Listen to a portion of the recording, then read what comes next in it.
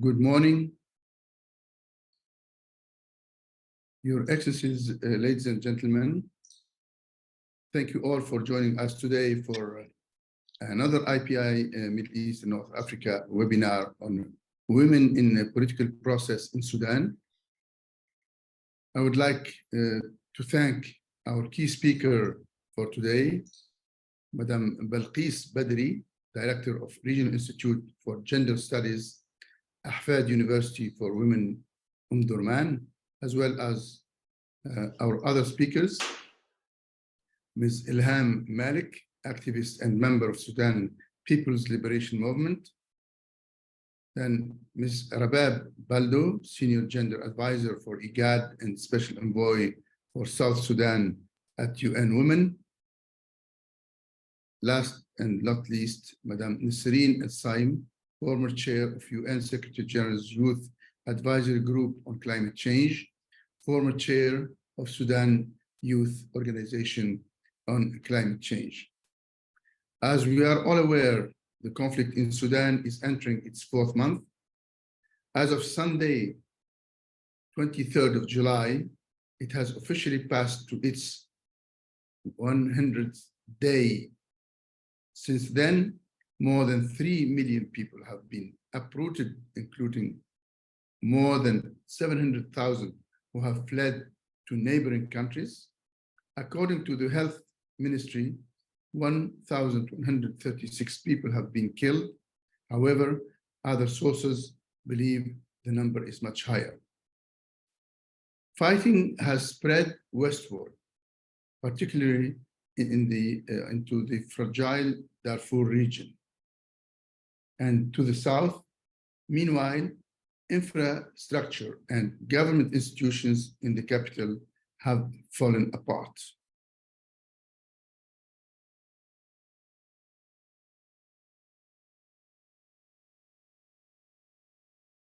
In many cases, or many areas, the various humanitarian agencies have expressed alarm in the past week at the surge in number of people fleeing across the border to Chad, according to the World Food Programme.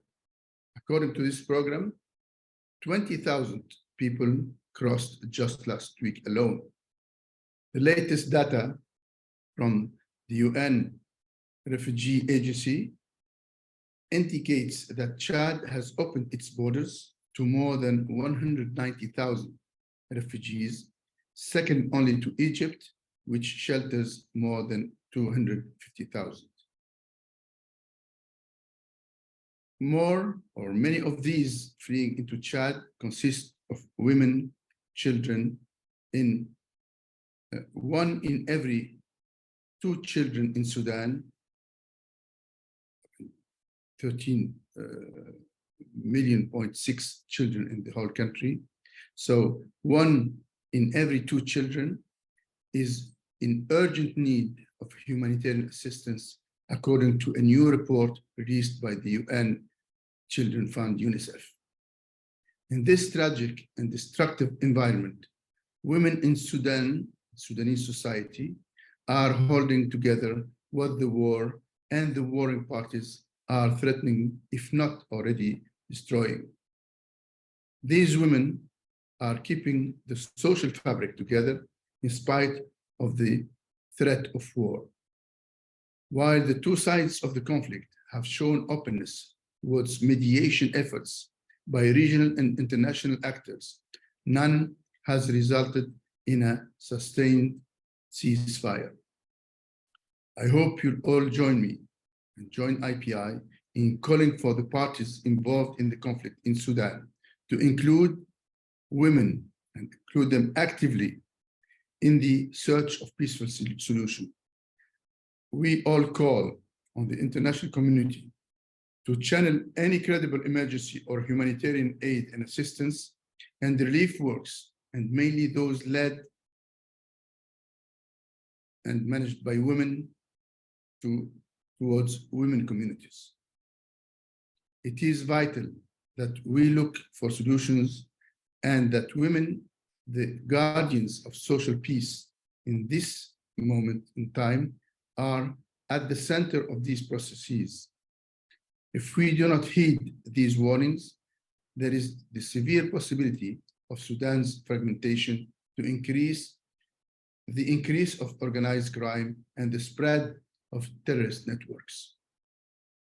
With this in mind, I look forward to hearing our speakers on this important topic. But before I give the floor to our key speakers, Balghis Badri, just a reminder to our audience. Once we open the floor for questions and answers, of course, please either raise your hand or use your virtual hand with the icon to put your question in the chat. Let me, before giving the floor to Balghis, give the floor to my colleague, Dalia Al-Alawi, our policy analyst, for some additional remarks. Dalia, the floor is yours. Thank you, Nejib. Thank you everyone for joining our webinar today on this very important topic. As Nejib mentioned, as the conflict in Sudan unfortunately continues to escalate, women have and are currently playing significant roles as civil society actors through the creation of a range of movements and coalitions designed to peacefully end the war. For example, you have Women Against the War, comprising of hundreds of female rights activists to document violations against women. You have the Ceasefire Initiative in Darfur. You have the Youth Citizens Observers Network to monitor and report on the ceasefire. You have the Sudanese Women in Civic and Political Groups, known as MANSAM. You have the South Red Sea Organization, where women provide support to IDPs, internally displaced people, via basic services. And you have a lot of other campaigns and organizations as well. So women are clearly leading the humanitarian response to the crisis in Sudan. However, there is rising concern that Sudanese women, while mobilizing as civil society actors on the ground, are being limited and not receiving the recognition they deserve in the political processes. Their initiatives, movements, or work have not really led to their consultation or involvement in the ceasefire negotiations led by the US and Saudi Arabia recently, similarly the summit hosted by Cairo on July 13th, and no reports cite their inclusion in other political attempts for an end to the conflict. Despite Sudanese women being severely affected by the conflict, they remain marginalized from and continue to organize their efforts in parallel to political structures and are not fully integrated into the political and decision-making processes. So there is absolutely a critical need for political synergies and a bridging of informal and formal approaches to create linkages locally and nationally to ensure that Sudanese women's voices and opinions are included within the broader peace processes. Sudanese women have expansive grassroots level participation, and this has to be incorporated in order for political processes to address the realities on the ground and earn chances for these to materialize. So as such, I look forward to hearing from our speakers today, all of whom are prominent female activists in Sudan with incredible experience in the field of advocating for women's rights. Thank you very much. Without further delay, I thank you, Dalia, and I give the floor to our key speaker, Madam Balghis. Please go ahead. You need to unmute Balghis. Okay, now you hear me. Good morning, Your Excellencies, and thank you, Dr. Dalia and Dr. Nejib, for inviting us to this webinar. And I will try to give a summary for 5 main mixed of both gender initiatives. You see, since the war, there were initiatives that were created after the war and some initiatives that existed before the war, but now their main focus is work on stopping the war. How is that we could stop the war? So I will give some information about this. Well, one of the initiatives that started after the war to amalgamate and to bring together 15 other initiatives. Some of them started before the war, some of them started after the war, and they are now under the name Sudanese Civic Democratic Forces.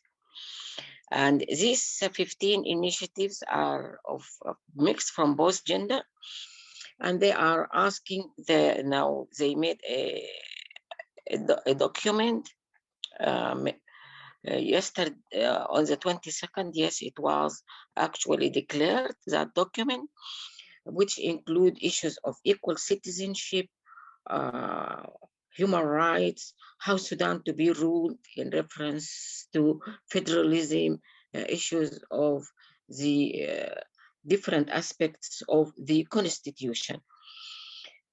And as I said, they are made up of from 15 initiatives, but 30% of the members of these initiatives are women, which is something good. And 4 initiatives from these 15 are women-only initiatives, which are going to be given by my colleagues. So that is why I just want to concentrate on the idea that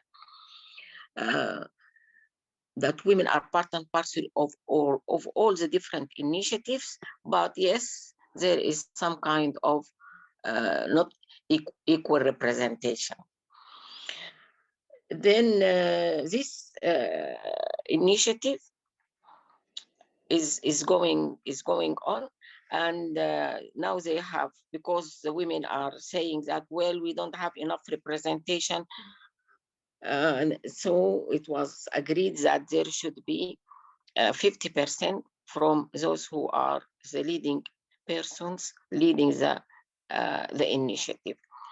But still, we didn't reach to 50%. We reached to only 30% representatives from these 11 initiatives, and the other 4 are women only. Then another initiative also was called the Civil Conglomeration for Peace and Development, and that is also a recent one after the war, and they are trying to bring in several of the civil societies. Both of these are not made up of any political parties representatives. They are mainly of civil societies, trade unions, groups which are registered or non-registered, those who are from the diaspora on the ground in Sudan, or those who became displaced or refugees recently after the war. Then we have 3 other initiatives that started much earlier. The most important is the Forces for Freedom and Change, and of course that one started before. In 2018 it was declared, and that led the revolution, the December revolution of 2018, and then after some kind of a split between different categories, one of them have drafted the framework agreement, which was supposed to have been signed, and just before the war. They started the process in 2022 and reached the apex of its finalization into 2023. And this FFC has got members from political parties, civil societies, trade unions, but those who represent them in any kind of initiatives or, in the presentation, meeting with international or regional groups, mostly they are males. There are very, very few females among the top category. Then we have got the resistance committees. The resistance committees revolutionary charter, which was also developed. It started since 2022. The charter, not the resistance committees. The resistance committees, of course, started since 2018 and 19. But the charter itself was announced and declared in 2022, and at the beginning of January, also 2023, for many people to sign it. The resistance committees also are made up of both gender, and they represent the 18 states of Sudan, but still, unfortunately, the women there in terms of the representation are not half-half, not 50-50%, of representatives of the resistance committees at top level are not females, although and the females are many in terms of membership and working on the ground. And currently, most of them are working on the ground on relief issues and protection of citizens.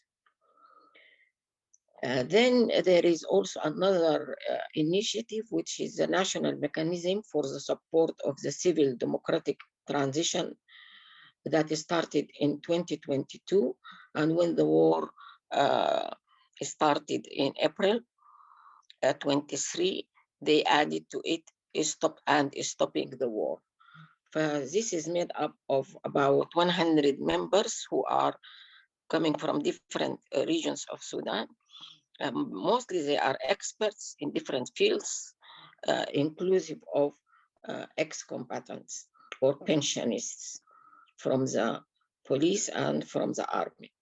They have got 25% women in terms of membership from these 100, but they have divided their work in terms of having 6 subcommittees.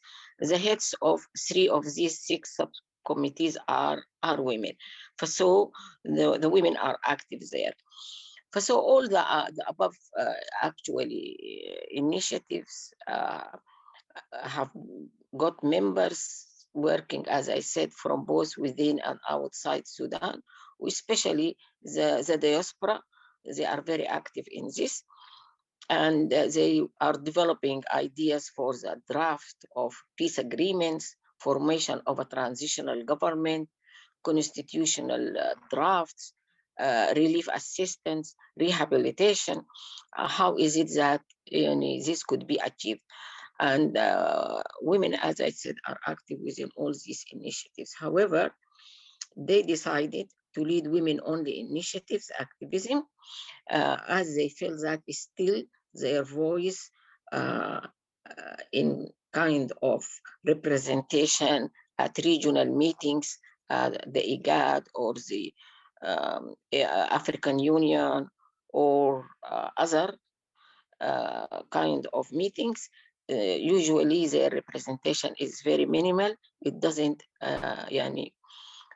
reflect their engagement and activism, and that is why they decided to have their own women-only initiatives, and this is what is going to be elaborated by my colleagues. I stop here, and later I give the floor for any kind of explanations. Thank you very much.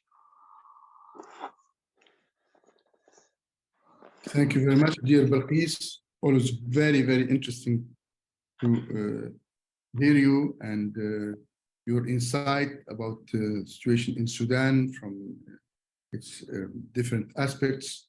And unfortunately, as you said, women have not been involved in the whole processes, be that humanitarian, political, or social, but I'm quite confident that all your efforts will lead towards to reach that objective.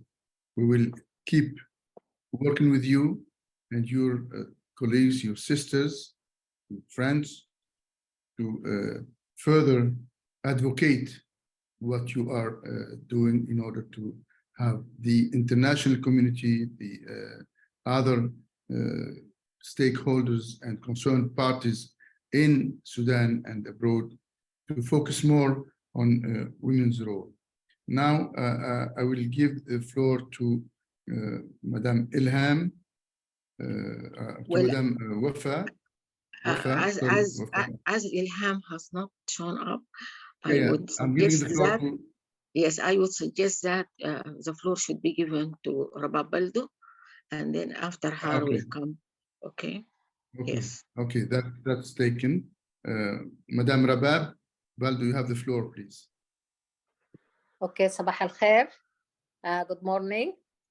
I'm called Rabab Baldo. I'm one of the pioneers who led the engendering peace process in Sudan in early 1990s. and amplify women voices in the Comprehensive Peace Agreement, the CPA, Darfur Peace Agreement, Abuja process, and DDPA, the Doha Darfur Peace Process, and ISPA, Sudan Peace Process, that were signed in 2005. I'm also one of the female mediators in the continent as part of the FemWise Africa. I have been involved in supporting women, youth, and civil society in participating in formal and informal peace processes in track 1, track 2, track 3, preventing diplomacy as part of my work as a former UN staff in many countries in Africa, in Asia, and in Middle East. I'm honored and humbled to be with you this morning to share our experience as Sudanese women in addressing the current conflict that erupted in April this year. I have to say, as Sudanese women, we have learned it the hardest way. Since Sudan has been in conflict for decades, we have been active in finding a lasting and just peace for our country. Our journey has been a very long one, and it has its ups and downs, but this has never discouraged us as women to stop and give up in our search for peace. The recent war made us in a very good position. We have the technical know-how. We also that we have accumulated through times and experience, as I have highlighted, the CPA, the DPA, the DDPA, the ISPA, and all those processes. And also the revolution that added also knowledge to us, and also our engagement in the various transitional political process that has really made us to have really knowledge and experience and a vision on how best we can really stop the current war. We have the voice, we have the agency, and we have a very strong coordination mechanism that we have really built on through EARs, and that really made our women movement in Sudan in a very strong. And we started to be active from the first week of the starting of the war, and we organize ourselves. We recognize our power, our role, our responsibility, and we started to engage in a high-level evidence-based advocacy with the regional actors, including the African Union, IGAD, and starting also to showing them and highlight the danger of the continuing war in Sudan, not only for the country itself, but also the potential spill out to the neighboring country. Again, we also highlighted the danger of Sudan becoming a conducive environment to host terrorists, and there is a high potentiality for that, especially the original of one of the conflicting countries is having that background. Then we also engaged with LAS, the League of Arab States, in many meetings to first call for stopping the war, call for an active role for LAS to really be active in bringing the two conflicting parties and finding a lasting solution for the conflict in Sudan. We came also together as Sudanese women this month, beginning of this month, to come up with a scenario planning. We have developed almost 4 scenario planning, and in each scenario, we have developed our roadmap. If this happened, then we are ready really to pull our experience and our expertise in addressing such conflict. We have also engaged in highlighting the issue of conflict-related violence with the AU Human Rights Commissioner for Sudan and with the AU Vice President, with evidence, with fact, because I know very well in such good offices, they don't act with hearing and seeing, but with fact, with evidence, that with report that has been shared with them to really have a special and strong resolution on conflict-related violence in Sudan. We have even went further, because if all these processes is neglecting us, the mediators are neglecting us, we started to bring and create our own peace table. We have started to draft a peace agreement with a very clear vision in how to stop the war, very clear vision on the ceasefire and transitional security arrangement, which is an area that most of the people think is main job. But we as women, we have also expertise in that field. And the drafting has already started. And I'm glad Prof. Balghis is here as one of the people are really leading this process. It's work in progress. We are moving on that. The idea started. We are building and trying really to find that draft and bring it to public. The other thing also, we continue our effort to influence any peace processes such like IGAD, AU, US, Saudi Arabia processes, and continue calling for merging this peace processes, this peace platform, you know, instead of having many peace platform, really we want it to be a one platform that bring everyone, not only the current conflicting parties, Janjaweed and the army, but also the non-signatory to the Juba Peace Agreement like Abdel Wahid and El Hilo, and also the Juba partners, so that it's a real comprehensive peace process that will bring everyone into the room, let them fight, let them kill each other, but at the end of the day, they have to come out with a very practical peace agreement that really bring everyone on board. Also, we are continuing our work across other civilian-led efforts, as Prof. Balghis has mentioned now. We are really part and parcel of these processes. We are part of the secretariat of some of those initiatives, providing technical expertise. We are not numbers. We are also coming with value added to those processes and also highlighted the way forward and how we can engage as Sudanese and as women in general. I will end by saying that our journey has been a very long one, but as women, we are really clear and having a vision on really finding a lasting solution for our problem in Sudan. And the most important for us this time, we want really to change the way that the mediators are doing business, and I'm part of them, unfortunately, that the power sharing agreement is no longer a solution for Sudan. We're really looking for a transformative and just and lasting peace agreement that will really solve the root causes of the conflict in Sudan. I thank you for joining us in this journey by creating this event to allow us to share our story and listen to your advice on how best we can engage. Thank you, Dr. Nejib. Thank you, International Peace Institute, and for all the ambassadors that are listening to us and all audience that are listening to us. Thank you. Shukran jazilan. Thank you so much, Rabab, Wafa, for this very informative statement about what you are doing. I'm impressed, as you highlighted many activities, topping them with your initiating a kind of mediation track for this conflict, and all our wishes of success. Not only that, but you also been involved as women in drafting a peace agreement, which is, I think,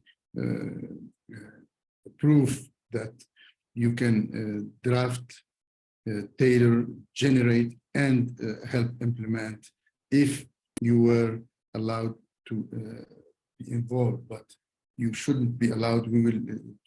Your role will be unavoidable if not imposed by your determination and durable and sustainable effort to come to help your country. I fully agree with you that your initiative will contribute to what we call transformative and lasting peace, thanks to your initiative. Madam Wafa Mahmoud, you have the floor. Hi, hello. Can you hear me? Yes, loud and clear. Thank you. Okay, thank you. Thank you for this opportunity. Thank you for IPI and Dr. Nejib for giving me this opportunity. Greeting from Sudan. I'm going just to open my camera so that you can see me, and I'm going to take my camera off because I need to save the quality of the internet. Hi. Greeting from Sudan, from Blue Nile, actually, from Damazin. Oh, great. Yeah, I'm so happy that I have been given this opportunity to speak about to continue what is already my sisters spoke out about the women contribution and women participation in keeping peace in Sudan and stopping this war. Continue in the same line, but I'm going to bring the effort of the grassroots women. Actually, I'm a co-founder of women movement or women initiatives called Mothers of Sudan.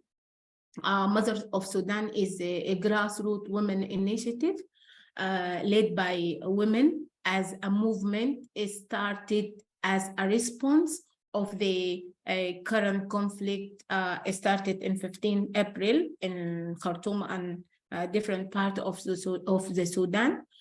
And the idea originally is initiated in Blue Nile from the group of the grassroots women. When they are realized the beginning of this war was started from their household, and it was between their community members. This when they have a leader and RSF leader decided to fight each other.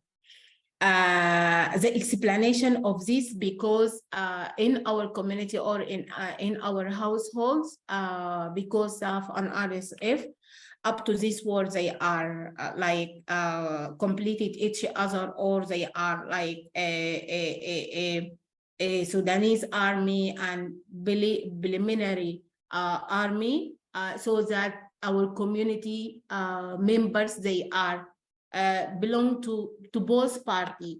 So when this war is started, it's like in one household, the mothers that realize that I'm a wife of a staff soldier, but also I'm a sister of one who are a RSF member. I'm a mother of one who are RSF, and also mother of one who are SAF.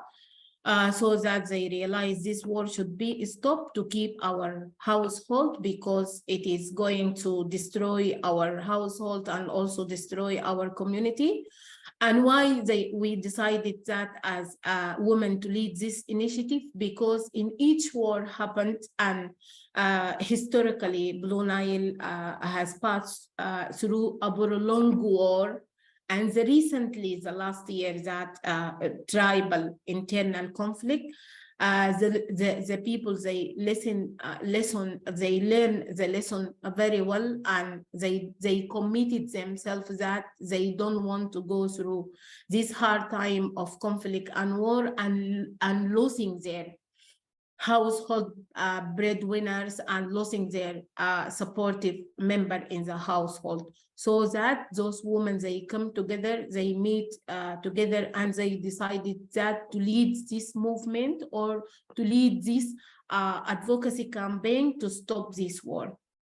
So it's immediately started, the idea, and established in 17 April, and in 23rd of April, they lead the stand in Damazin city. They did the statement. Those women, they are stand, and they mentioned clearly that they need this war to stop. Yeah, in Blue Nile we don't have the direct shooting, but we are fueling the war in Khartoum. And before that, the women, they laid the mechanism of like leading campaigns through house-to-house mobilization, which is to convince their community members or household members who are belong to SAF to submit their weapons, to belong to RSF to submit their weapons to SAF, and did a smooth handover, not because we are supporting SAF, but because we are neutral and because we are committed. We don't want war to start.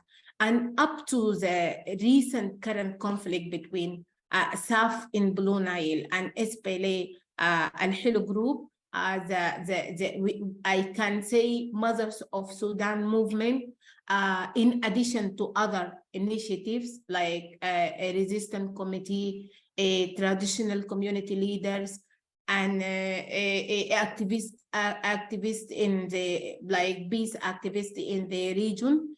They are all together that they are leading their roles in keeping peace and like convince people that we don't want to go through a conflict in our area, and we need to lead advocacy to end the conflict in overall entire Sudan. So Mother of Sudan vision is their vision is a safe and a conflict-free Sudan through effective women leadership.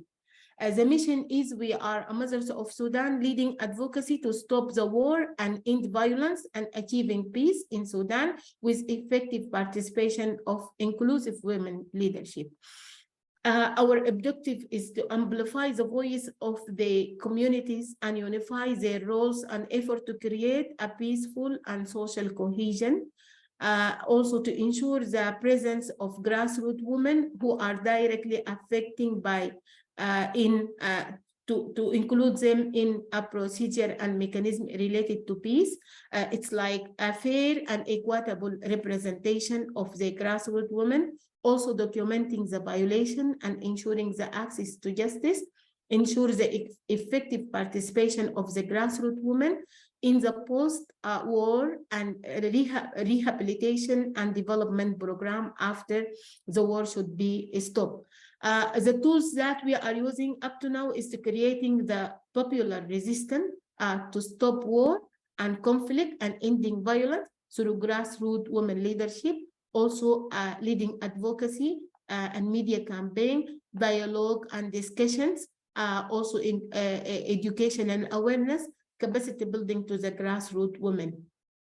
We have a recommendation, or a proposed recommendation, like rethinking about the approach to peace making and designing more inclusive civilian lead process in which women leader can play a role.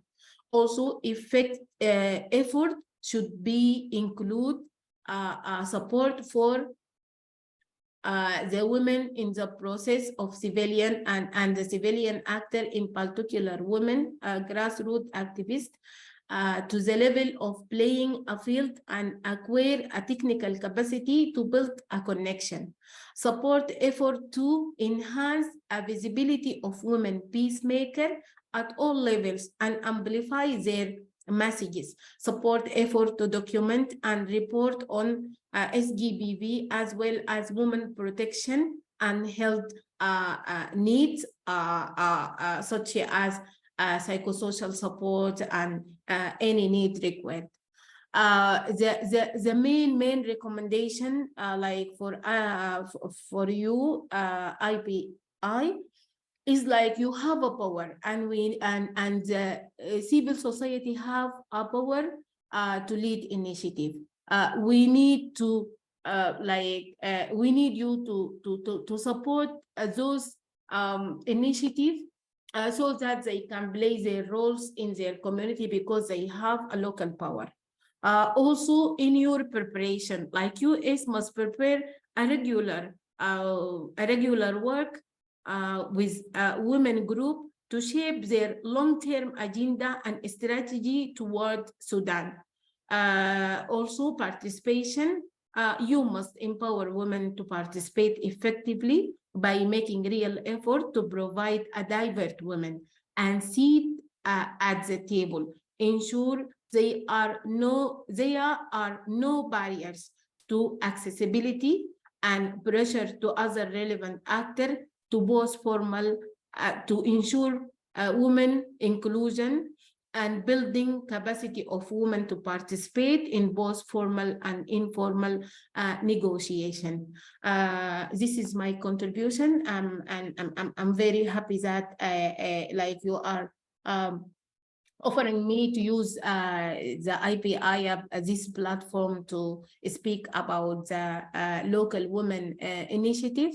And I'm sure that all women together they can achieve. And we are our aim and our dream is to have a peace in Sudan. Thank you. Amen. Thank you so much, Madam Wafa Mahmoud, from the Blue Nile. And we're impressed by how practical and realistic you are contributing to the end this conflict from your part of Sudan. You prove that again women's determination to end the war, despite being away from the confrontation zones, as you highlighted. Quite very interesting ideas. Neutrality in the conflict as a preventive approach against war, against this war spreading or metastasizing in the south. And as you clearly indicated, this is a very, very tactical approach that should be taken into consideration as you work very hard as if you were in the war zones with your colleagues to end the war where it is, as a very practical preventive measure to against having it spread, God forbid. Also very interesting to see that you are with your colleagues and your networks documenting all sorts of abuses, violations towards bringing the abusers to justice. I think this should be very clear, and I think should be advocated by you, by us, by everybody, because once these perpetrators of the war and its ramification in terms of abuses and crimes will know that sooner or later they'll be brought to justice. Maybe that's also a kind of preventive measure. Now, I will salute you and all your colleagues for your efforts to towards rethinking and designing more leading roles for women in the conflict in Sudan, and not only in the conflict, but also in the, hopefully, the near end of the war to have all these women get back to rebuilding and rehabilitating the war-affected zones, return of the displaced and the refugees, and so on and so forth. I'm really impressed by your role, Balghis, Rabab, Wafa, and I don't know if Nasreen is back online. Otherwise, I'll move towards Q&A. If there is, yes, Dalia, you want to say something? Please go ahead. Yes, I would just like to learn a little bit more about the Cairo initiative. I understand that Ilham was supposed to cover this, but unfortunately she could not join today. So, Balghis, could you shed some light on this specifically, the Women in the Cairo initiative? You're muted, Balghis. Unmute, Balghis, please. I think, yeah. Okay. Hello. Yes. Yeah. I will give some information, and also Rabab could also give some information. Okay, you hear me? Yes. Yes. Yes. Okay. The Cairo workshop, there was a workshop held in Cairo. Myself and Rabab, we attended it only by Zoom because we are not in Cairo at the time when the workshop was held. And it was, in fact, also helped by some other organizations to bring the women who are in Cairo, which are quite a large number of members. So the women came and discussed different things. They discussed issues about the how to stop the war, relief, rehabilitation, peace agreements development, and they came up with a draft on that. Ilham wanted also to highlight issues that the Sudanese women movement started, and she wanted to give a bit of a history of the Sudanese women movement that started since 1950. And some kind of work started even in 49, and then 50, and then 51, and by 52 they created a women union and other few NGOs. So the engagement of women started early, and also she wanted to highlight that the women were part and parcel of the different revolutions, the 1964 revolution against the war, the 1985 revolution, against the military regime, and then in 85 against the second military regime, and then in 2018 against the Islamist military regime. And so she just wants to say that we should acknowledge that women, Sudanese women, are greatly engaged in different kind of revolutions. But although they are members of the revolutions and they go into the streets and they lose their lives and they work at different kind of activism, even in other non-revolutionary activism, like when there are floods, when they are calling for peace between North and South Sudan, and initiating different kind of developing different types of NGOs. And Ilham herself is part and parcel of the SPLM, which is the Sudanese People's Liberation Movement. She is a member of that group, which has got both CPLM and CPLA, which is the Sudanese People's Liberation Army. She was part not of the army, but of the SPLM. And currently she is also, when they, one of the groups, Mansam, was developed, they were part and parcel of it.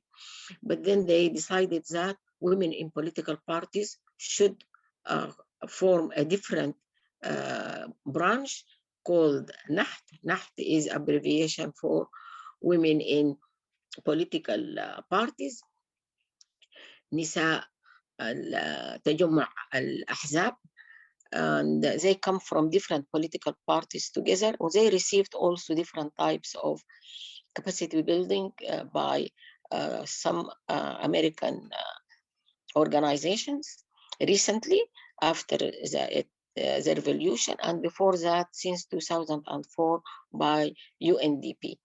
So women in political parties received some kind of capacity building on really how to undertake negotiations and how to do mediations and things like that. So her emphasis is is both speaking about the history and telling us about this workshop where they came up with a group called نساء ناجيات من الحرب. نساء ناجيات من الحرب, women who are actually escaped the war. Most of the, let us say, middle class elitist women actually moved to Cairo. And those who left Sudan left mostly to Cairo rather than to Chad. Some left through South Sudan to Kenya and Uganda, but the majority are in Cairo. And that is why they held this workshop, and they developed this document or draft of a peace agreement that would include issues of the constitution and women's rights in the constitution, and discussing issues of representation related to, you see, transsectionality issues of class, age, ethnicity, and issues of ethnicity and regionalism in Sudan are actually coming up as one of the major reasons, if not addressed, it is going to we are not going to lead peace, because also this current war is a war that has got a component of ethnic backgrounds. When we say the RAF is abbreviation of the rapid forces, the rapid armed forces, and SAF is for the Sudanese armed forces. This is the abbreviation of SAF and RAF. So the rapid army or the rapid armed forces are belonging mostly to specific ethnic groups who are considered to be the Arab Bedouins from Mali, Niger, Central Africa, Chad, and Darfur. So they are all belonging to all these, but still they are, because they are Bedouins, they are different from what is called the Arab Riverians, who are sedentary and farmers, and mostly the elites who have been ruling Sudan, and part and parcel of the top level of the army, the Sudanese armed forces. First, that is why then whatever we need to address in issues about demobilization and disarmament and integration and bringing one army or something like that, we have to address issues about ethnicity. And this is not only in terms of the armed forces, but also in terms of representation in different aspects, whether in educational curricula, whether in representation in terms of media, whether in terms of the legislative councils and localities and so on and so forth. For that is why issues of ethnicity and regionalism, that is what you said, that this could be, if not very well addressed, this could be a cause for the disintegration of the Sudanese into different several countries, maybe another 3 or 4 countries. So that is why the women also in the Cairo workshop addressed these issues of identity, representations and ethnicities, citizenship, and how are we going to deal with these different aspects. So this is addressed by all the different initiatives, as well as in the workshop in Cairo. Maybe Rabab would like to add something more, because she was part and parcel of those who organized for the workshop, although she has been outside during it.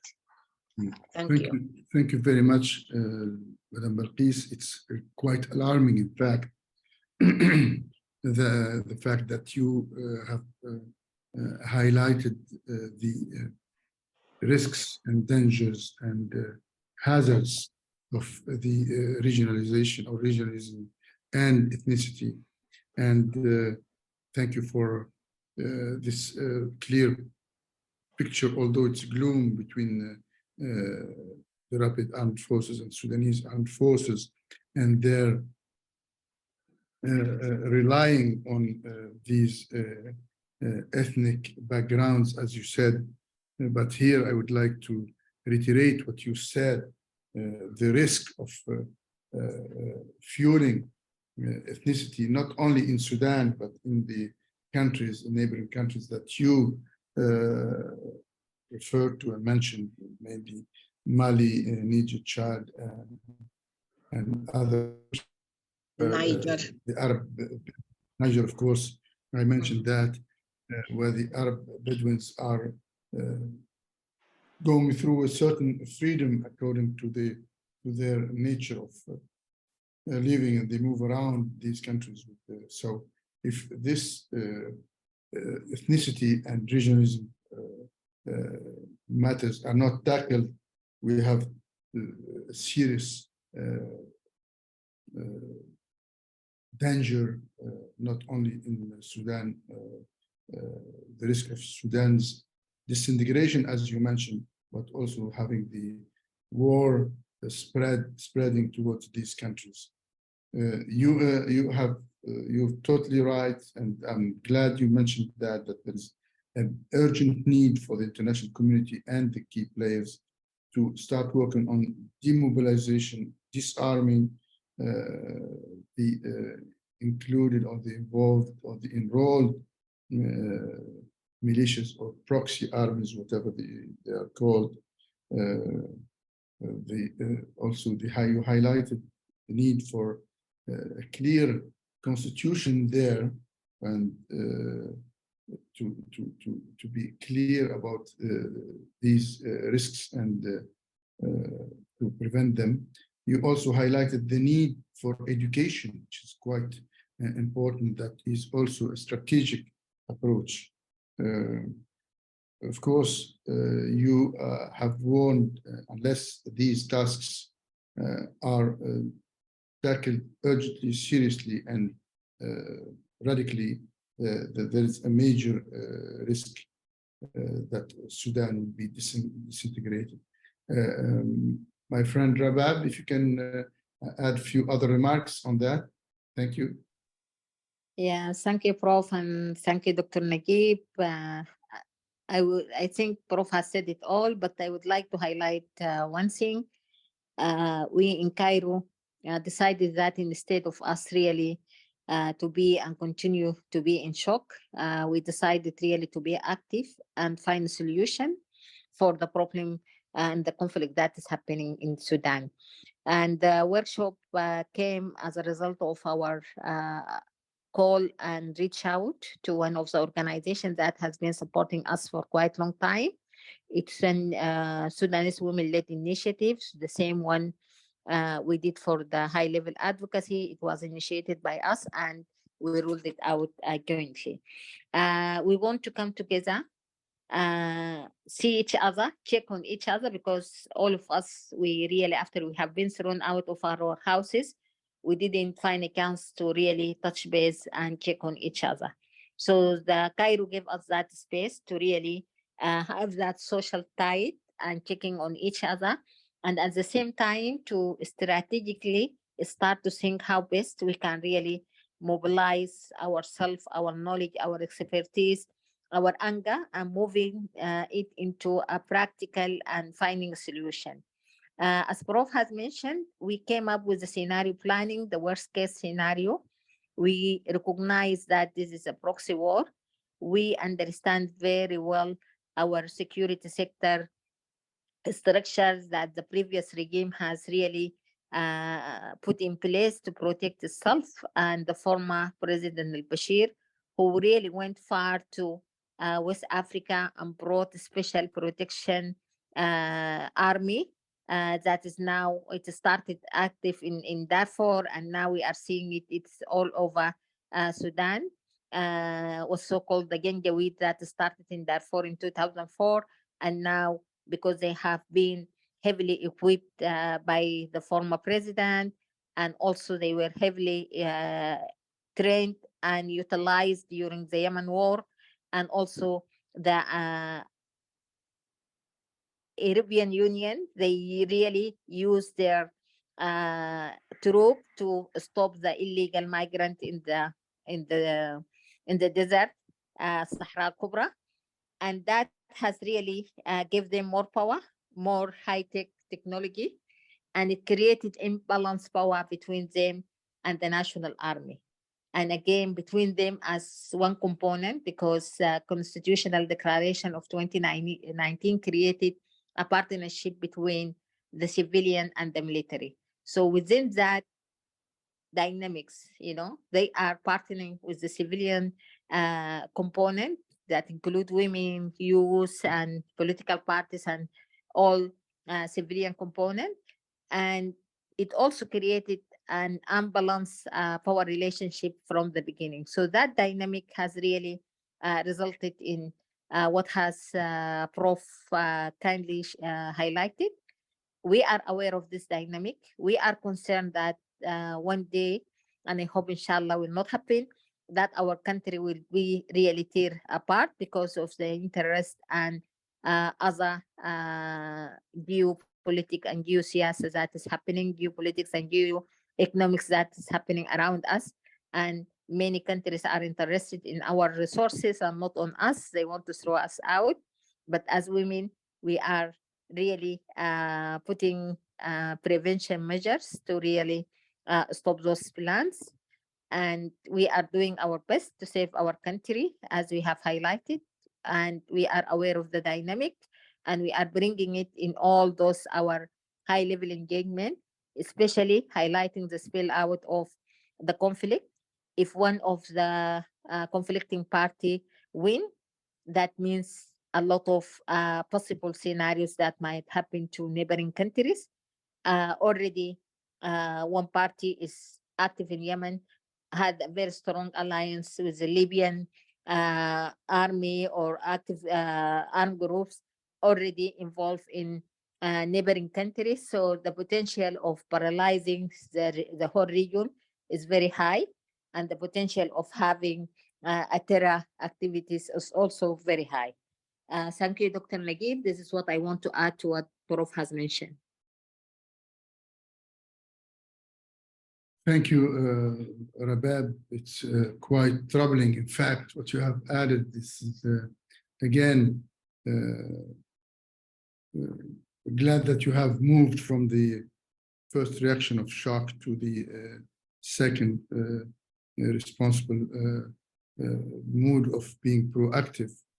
Indeed, you highlighted that it is a proxy war, and you cited the historic background, how different regimes, different players have used proxy elements to enter the conflict between previous President Omar Bashir and others. And there is, again, in addition to what Balghis has mentioned, a high risk to see this conflict get more proxy elements, more intervention, and more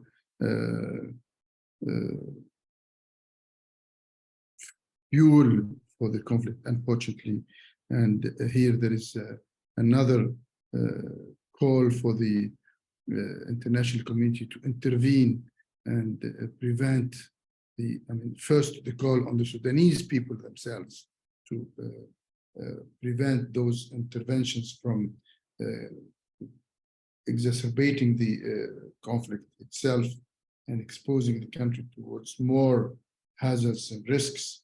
But also, I'm glad that you highlighted how women are playing their role over there. Thank you so much. I see the hand of Fadwa. Fadwa, could you please identify yourself and take the floor? Thank you.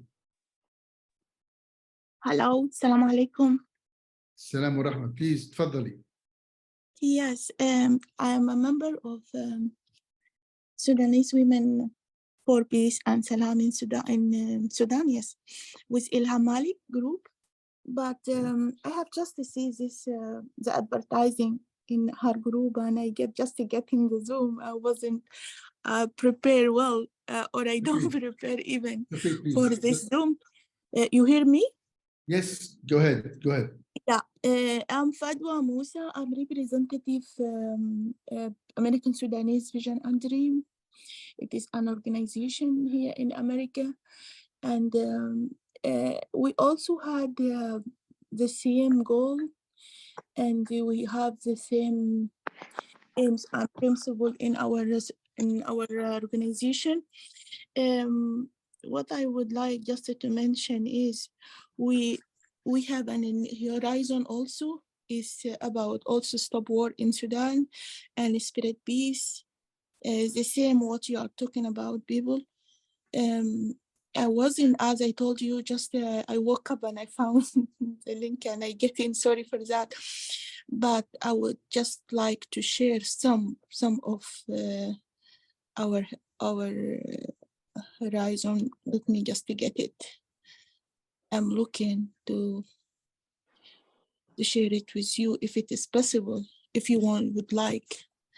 You go ahead. Talk okay. about it. Talk about it. Give us okay. Okay. Here is a Sudanese American Vision and Dream Organization, ASIVT, Horizon for Urgent Solution, an initiative. The first one is all of us are Sudanese. All of Sudanese must include in there the one umbrella of unified national project. The second thing is stop war in Sudan now, not tomorrow, and searching for effective, peaceful solution based on trust in our people and their peaceful revolution. Third thing is stopping the crime that are happening now in Khartoum and El Geneina and all cities of Sudan. And working to hold the preparation of crimes against humanitarian and humanity.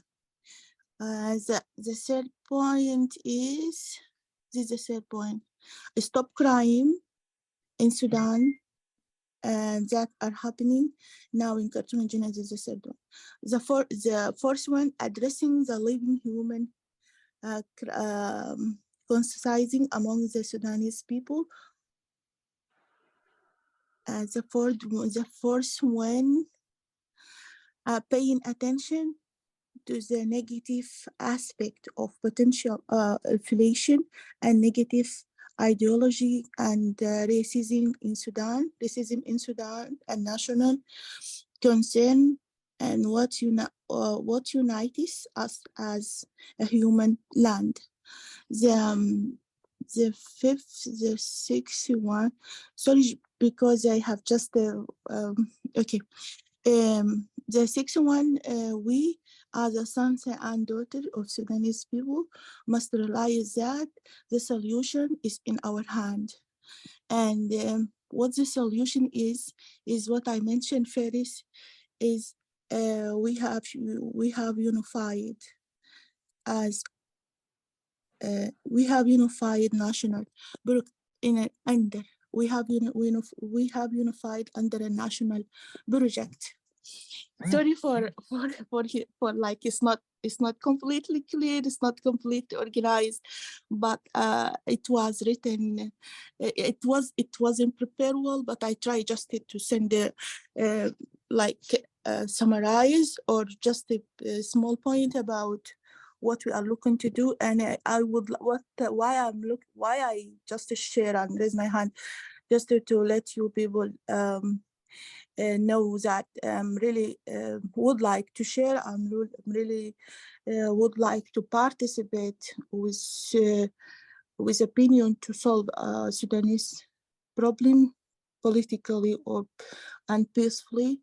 And I would like also more including to women Sudanese in war reasons solutions.